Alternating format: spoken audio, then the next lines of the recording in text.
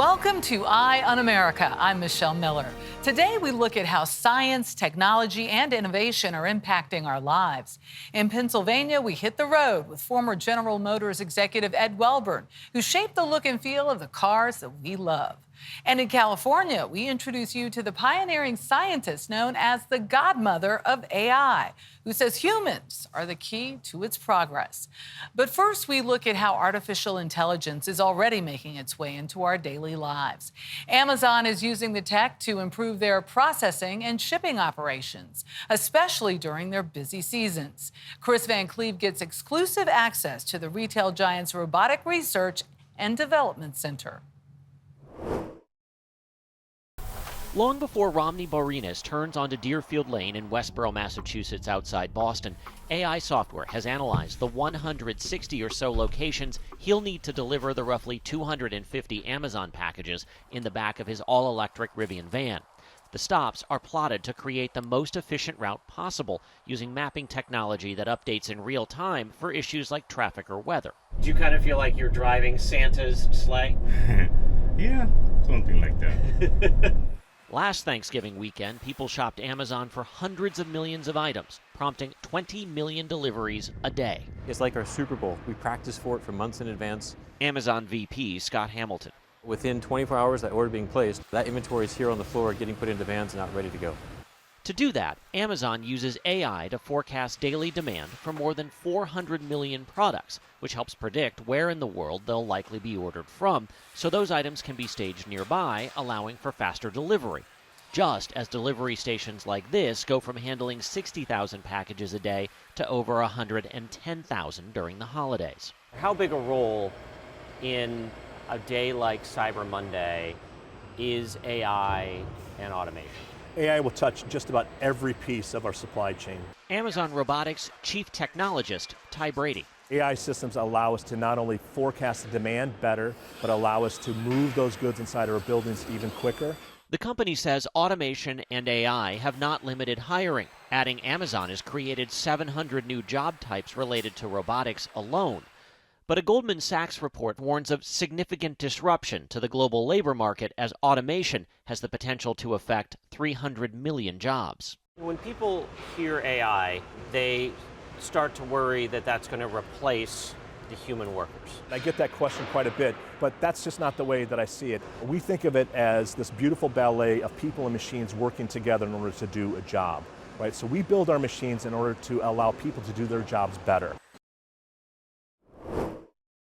From deliveries on the open road to destinations on the final frontier, a new space tourism venture is developing an unusual method to send people out of Earth's atmosphere. Mark Strassman speaks with the CEO. A Stratolite is a set of technologies that includes a lift balloon, a ballast balloon, and a craft. Ryan Hartman is the CEO of Worldview Enterprises. His company uses high-altitude helium balloons to collect data and images from the stratosphere. But Hartman has other aspirations, to send up not just tools, but humans too. This is the balloon farm. So this is where we manufacture all of our stratospheric balloons. If it's one of our future space tourism balloons, it'll be the length of this table, 2 football fields long. When we bring space tourism to the marketplace at scale, we'll do 500 to 700 flights per year in space tourism. 500 to 700 flights? Yes. Wow. This is a full-size mock-up of the Explorer space capsule. We often talk about what we're selling is a view, right? And so the window has to be perfect. You have to be able to design a window that is safe for operating in space, but also delivers the promise of an inspired perspective. Worldview plans to operate 7 launch destinations to send tourists high above 7 unique wonders of the world. The price? $50,000. Our approach is to deliver something that is more attainable from the point of view that it's available to a larger age range of people, and it's something that feels more, I'll say, doable for people, that it's a safer way to experience viewing our Earth from on high.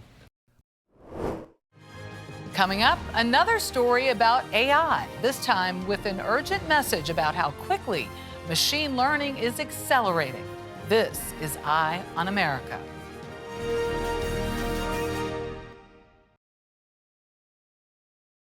Welcome back. A woman who has earned the nickname the Godmother of AI went from earning $2 an hour in a restaurant to becoming a trailblazer in the field of advanced computing. Jolene Kent visits computer scientist Fei-Fei Li at Stanford University to learn why she believes AI should be used to benefit humans and not replace them.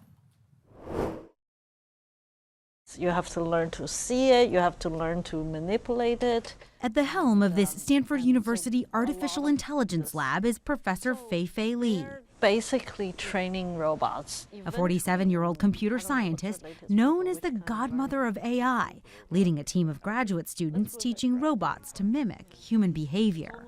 Are you comfortable with the title Godmother of AI? No, I'm not. Why not? I would never call myself that. I don't know how to balance my personal discomfort with the fact that throughout history, men are always called godfathers of something. Oh, this is cool.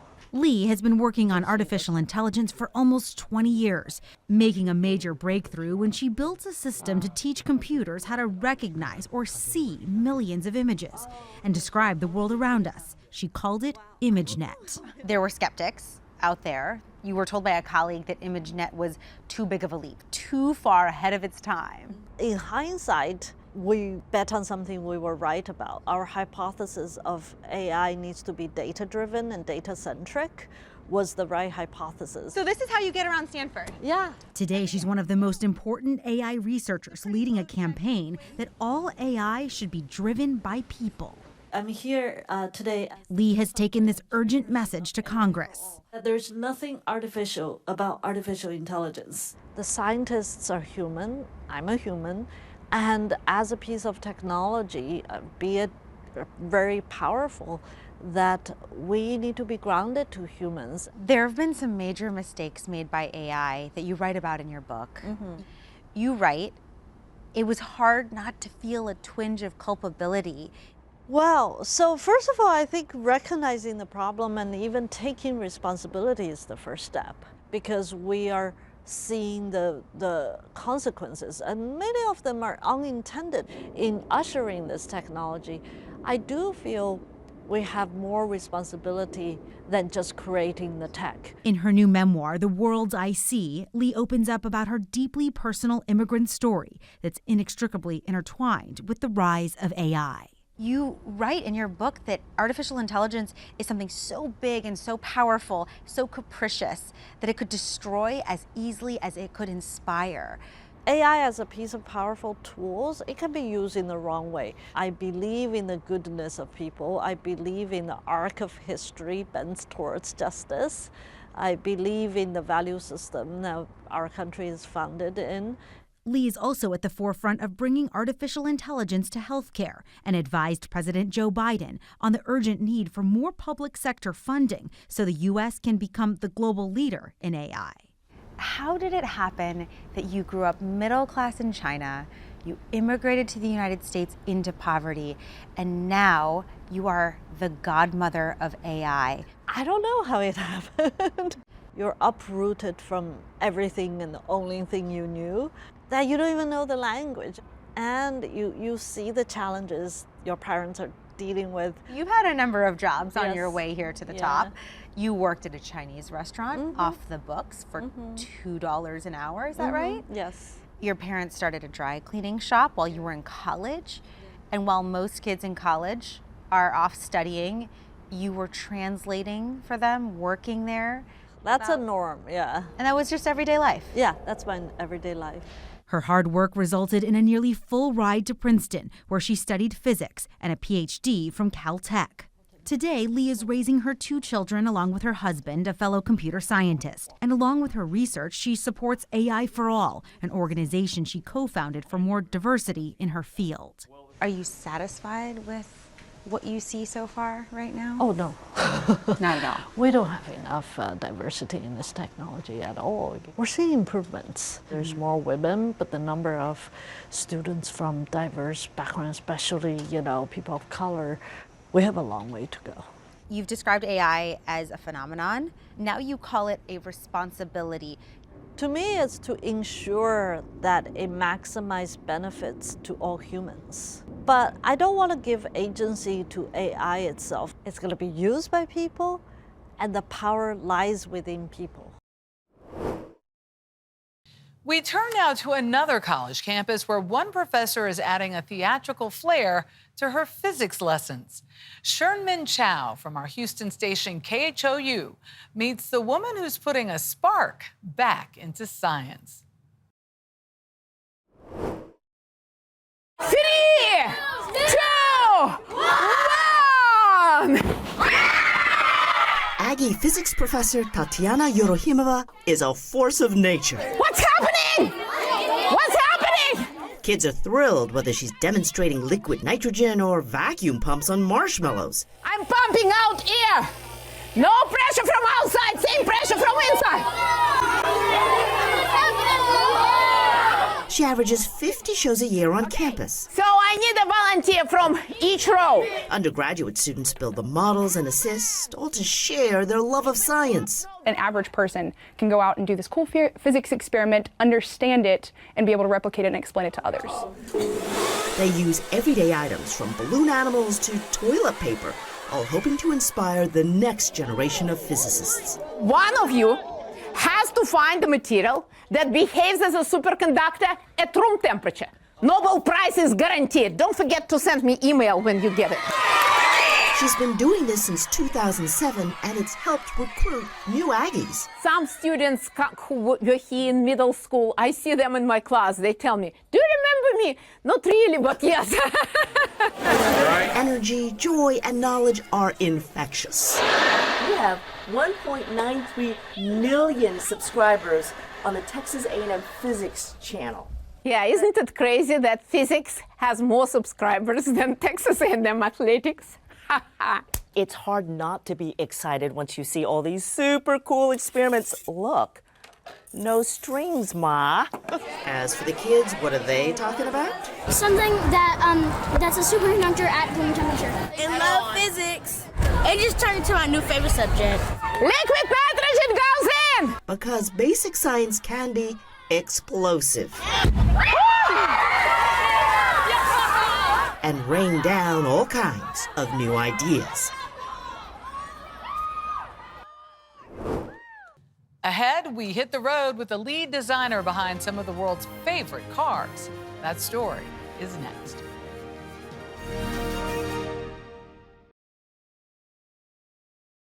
We close our show behind the wheel with a designer whose accomplishments have spanned 4 decades, from the Corvette to the Camaro and dozens more.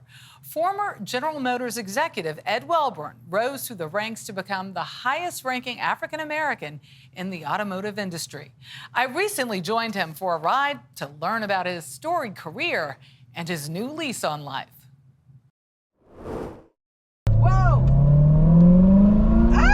On the roads of eastern Pennsylvania, we rode shotgun in a C7 Corvette Z06. I absolutely love this car. With Philadelphia native Ed Welburn behind the wheel. It was just so much fun designing this car. Welburn steered General Motors' Signature Series and others as the company's chief global designer in a career that spanned more than 4 decades. You know, I'm told that I worked on over 540 different car projects. What? From the Chevy Camaro to the Cadillac Escalade. What sparks your creativity? What is it about the car? Every car has got a different mission. They're almost like actors in a movie. How many Corvettes do you have? Just 3. That's how you get out? Oh, yeah. I love this. 2 are prominently featured in his home office. You know, and other toddlers are doing stick figures of horses and people and buildings. I was drawing cars. At the age of 8, his parents took him to his first auto show. And for me, that was my Disney World. And I told my parents, when I grow up, I want to design cars for that company. By 11, he wrote the president of GM, who wrote back encouraging him to go to college. By his junior year at Howard University, he landed an internship. And after graduation, was hired in 1972. You know, now I think about it, I've never had a job interview. You know, what's interesting as a designer, you put your sketches up on a display board all day, every day. People see the quality of your work. As the very first African American hired to design cars for GM, there were people that were interested, you know, what can he do? How good is he? And it didn't take long for me to realize I was representing more than myself. How tough was it to be the first? It was tough, but you know, the people I worked with were very supportive. So I like to work in a side view. Including, Welburn says, a well-meaning supervisor with some gut-punching career advice. I designed this high-speed research car that set world's records and designing the pace car for Indianapolis 500 and working on Cutlass Supremes. And I was told I was doing great work, but he said, you know, the company will never make a black person an executive. So you need to make a big decision. You either are going to stay at the level that you're at, or you should take a look at working somewhere else. And it took me a while to clear my head, and I decided, you know, I'm staying. I believe in what I'm doing. That decision paid off in 2005. He became GM's first global design chief, but he would face new challenges: the Great Recession, GM's bankruptcy, and low morale. His solution? Greenlighting Corvette's next generation. Why? Because that's going to generate enthusiasm within the team. And the team just dug down deep. And I think they did some of their absolute best work during that period. Among his 1,800 employees, all right, come on in, was designer Rich Shear. We caught up with him at an auto show in Detroit. One of the great things about Ed was he always felt like one of the studio guys. He just had confidence and patience, and again, kind of relaxed in kind of those moments of maybe a little bit of turmoil. Among the reasons Mikhail Haggerty asked him to judge this concours d'elegance. You know, we like to think of him as retired. He's still very much involved in the car space, and he's this tastemaker. His design interest expands way beyond cars. That's an understatement. Before his 2016 retirement, Welburn also led the team on the Chaparral Vision GT. Okay, here we go. A concept car designed for the Gran Turismo 6 video game.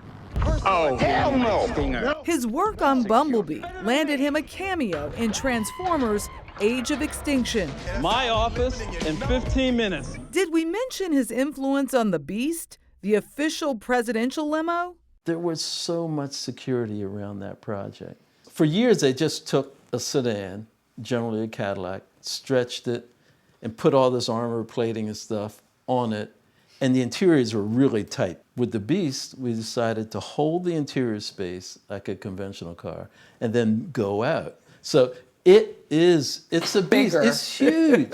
So this is the Hall of Honor. Welburn's standing with the industry's elite is on display at the Automotive Hall of Fame. I just look at these faces and these names like the Pattersons. I mean, just incredible. As a member of its board, he's giving voice to the pioneers that came before him. Names like Charlie Wiggins. He won, I think, like 50% of all the races over a 10-year period.